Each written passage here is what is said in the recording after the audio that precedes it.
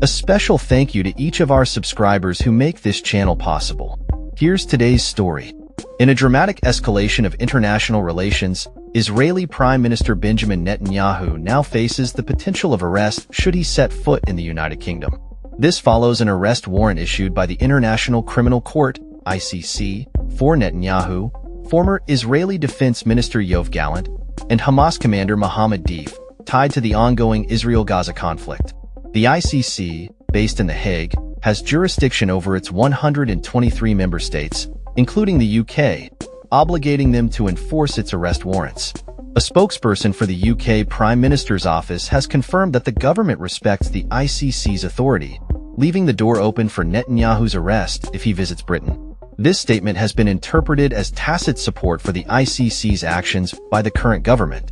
The Conservative Party has called on Labour leader Sir Keir Starmer to dismiss the ICC's demand, indicating a growing rift in political opinions regarding the UK's response to international legal obligations. In a separate political arena, Sir Keir Starmer has been engaging with business leaders, including BlackRock CEO Larry Fink, in an effort to mend relations after a controversial tax-raising budget. The meeting at Downing Street included prominent figures from the world's largest asset management firm, who voiced concerns over regulatory delays impacting businesses.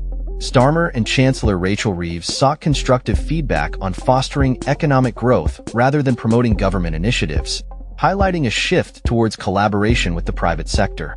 Meanwhile, the situation in Ukraine remains precarious, with Defense Secretary John Healey warning that the front line is now less stable than at any point since the Russian invasion began in 2022.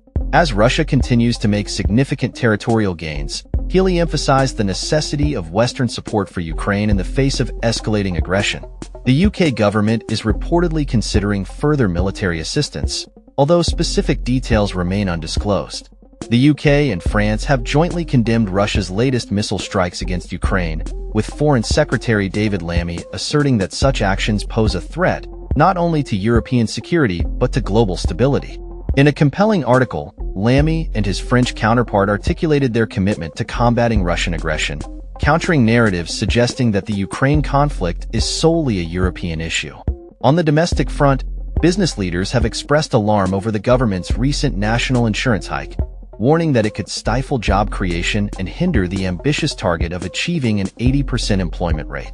During a recent call with Employment Minister Alison McGovern, employers conveyed that the increased tax burden would complicate recruitment efforts, undermining the government's economic objectives. In a bid to address rising antisocial behavior, the Home Secretary Yvette Cooper announced new measures targeting persistent offenders. Under proposed labor respect orders, those demonstrating repeated antisocial behavior could face up to 2 years in prison. Additionally, police would gain new powers to seize off-road vehicles and other disruptive property, although full implementation may not occur until 2026.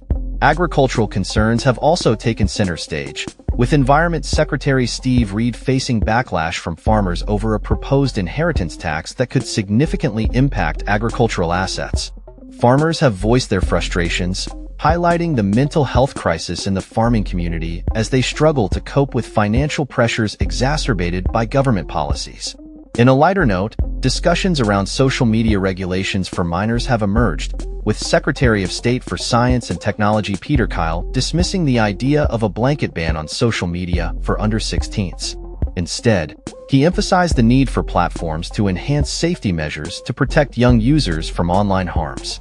Finally, the political landscape has been shaken by revelations regarding Reform MP James McMurdoch, who faces accusations of misleading the public after it was disclosed that he served time for assault nearly 2 decades ago. The controversy raises questions about transparency and accountability among elected officials, as McMurdoch's past comes under scrutiny following his narrow election victory.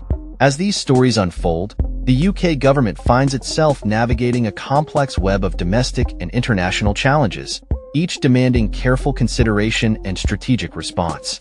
That's all for this story. We upload videos every day covering many different subjects, so hit that subscribe button to stay informed. Thanks for watching.